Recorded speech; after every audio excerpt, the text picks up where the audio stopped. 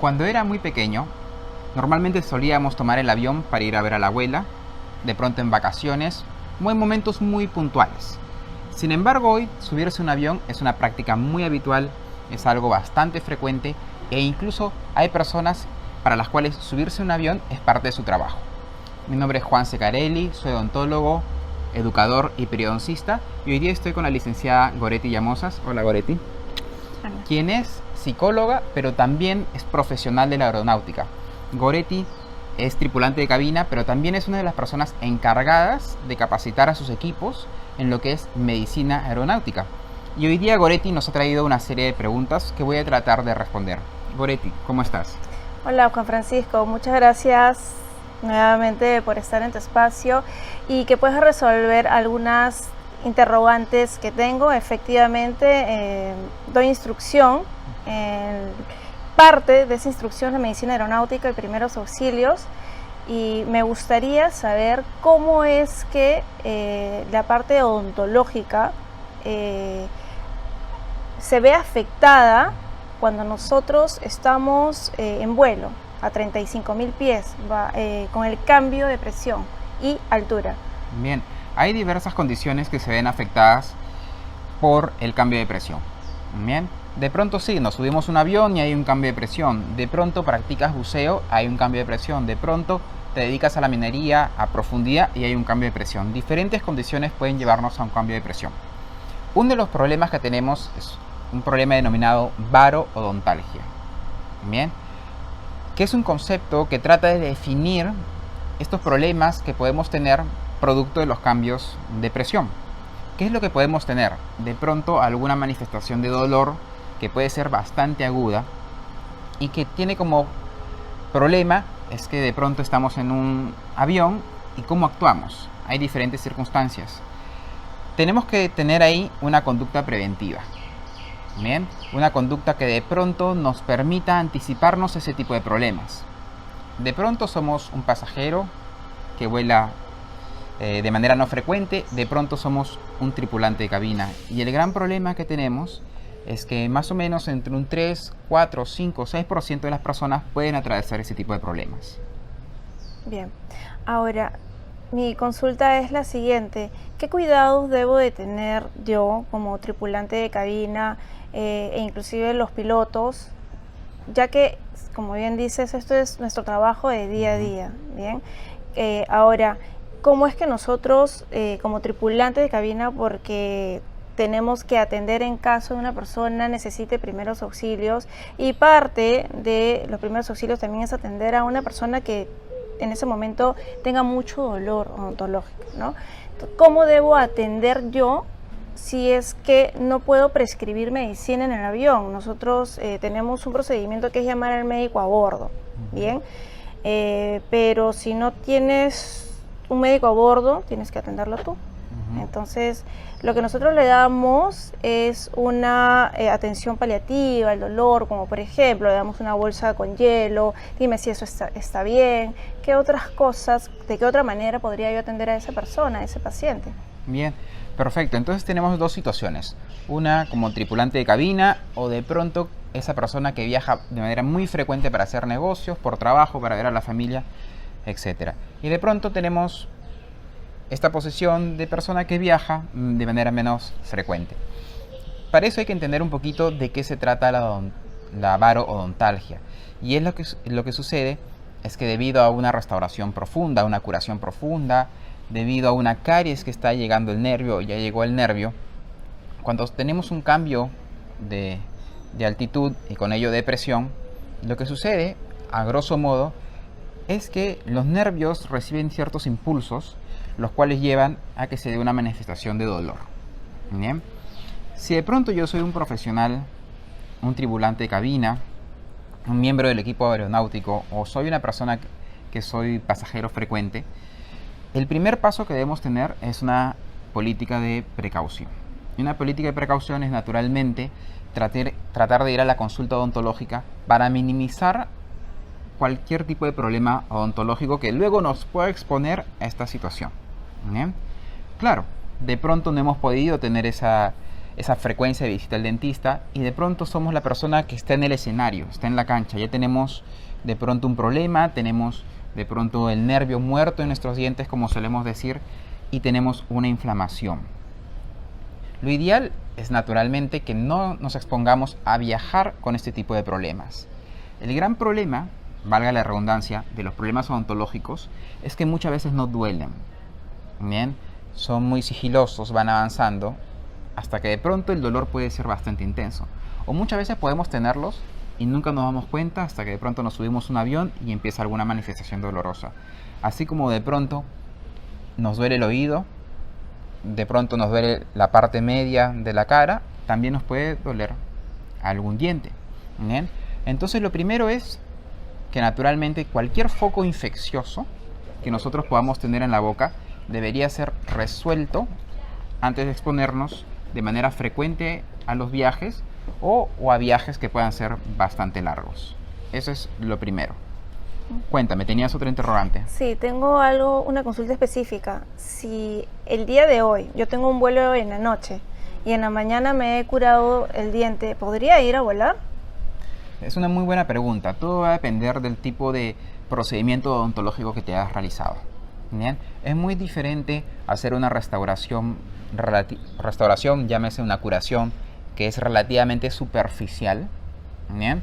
Nosotros los odontólogos tratamos de aspirar siempre a que cuando nuestros pacientes tengan caries o algún tipo de problema sea algo superficial. Una atención rápida para el paciente, tranquila, sin molestia, pero lamentablemente muchas veces puede haber una fractura dental, muchas veces puede haber una caries que ha ido avanzando y que por más de que hemos hecho una evaluación está presente. Y son circunstancias totalmente diferentes, porque si de pronto es una caries o amerita una restauración más profunda, vamos a trabajar más cerca del nervio. Y si trabajamos más cerca del nervio, podemos sí tener ahí alguna manifestación. ¿Cuántas veces nos ha pasado que hemos ido al dentista y que de pronto el dentista retira toda la caries y pone primero un material de base, por decirlo de alguna manera, y nos dice: todavía no cerremos la curación, vamos a esperar un poco para ver cómo reacciona el diente? Bien, eso es un contexto que suele suceder, en donde lo que nosotros los dentistas queremos ver es cómo reacciona el diente, porque probablemente estamos cerca del nervio. En esa situación sí tenemos que tener mucho ojo, porque tal vez lo ideal no sería que de pronto en la noche estemos viajando. Generalmente cuando tenemos estos cuadros esperamos que hayan síntomas que se manifiesten en los siguientes días, 2, 3 días, ¿bien? O incluso de manera inmediata. Eso es algo que tenemos que observar. De pronto también nosotros tenemos que comentarle a nuestro odontólogo cuál es nuestra profesión, y por eso los odontólogos solemos hacer ciertas interrogantes, como todos los profesionales de la salud.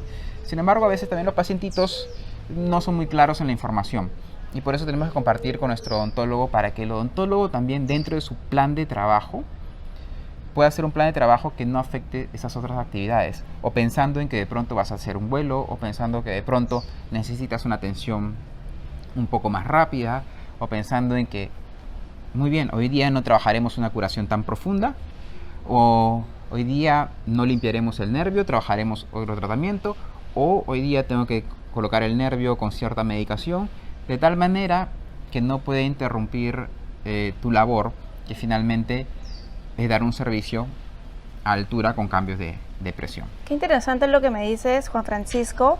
Entonces yo entiendo que el trabajo del odontólogo con una persona que vuela, ya sea un piloto o un tripulante de cabina, tiene que ser por partes. Qué importante decirle al odontólogo que tu trabajo es como tripulante de cabina, mi trabajo es ser piloto, ¿cierto? O que voy a viajar en la noche, voy a tener un vuelo, no sé, a Madrid 12 horas, entonces qué importante es eso.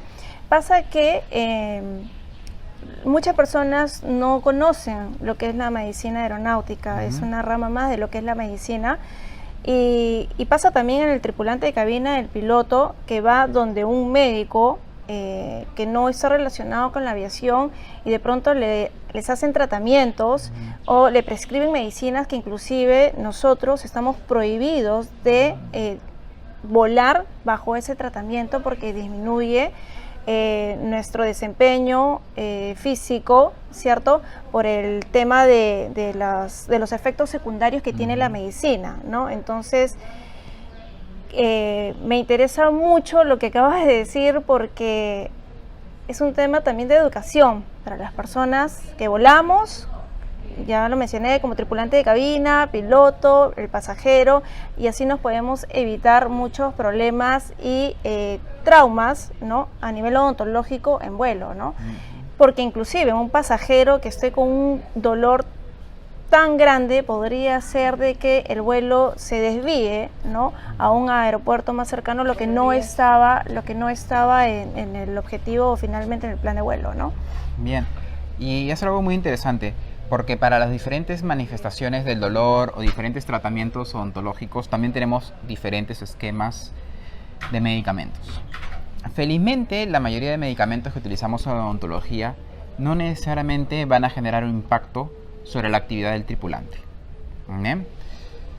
Hay pacientes alérgicos y hay pacientes que no son alérgicos. Por ejemplo, los AINES, los antiinflamatorios no esteroideos, suelen ser la medicación que más recetamos en odontología. También utilizamos medicación que no esté relacionada a esa familia de fármacos. Sin embargo, hay circunstancias en las cuales sí podemos utilizar algunos fármacos que afectan al sistema nervioso central. Y una de sus consecuencias, por ejemplo, es la somnolencia.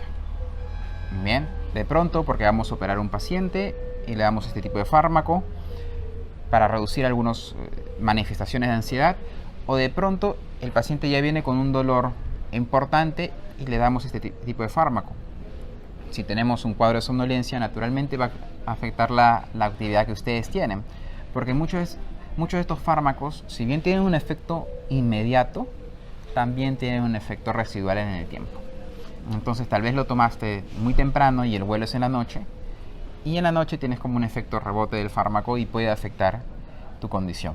Entonces, otro motivo más para informar a ese odontólogo, a ese profesional de la salud, la actividad que realizas y los cuidados que por ahí debemos tener. Gracias, Juan Francisco. Para las personas que nos están viendo, ya seas un pasajero, seas un tripulante de cabina o un piloto, te queremos recomendar que siempre es importante cuando vayas a algún médico o odontólogo le digas la profesión que tienes y las medicinas que no puedes consumir porque baja los niveles de atención en vuelo, ¿no? Gracias, Juan Francisco.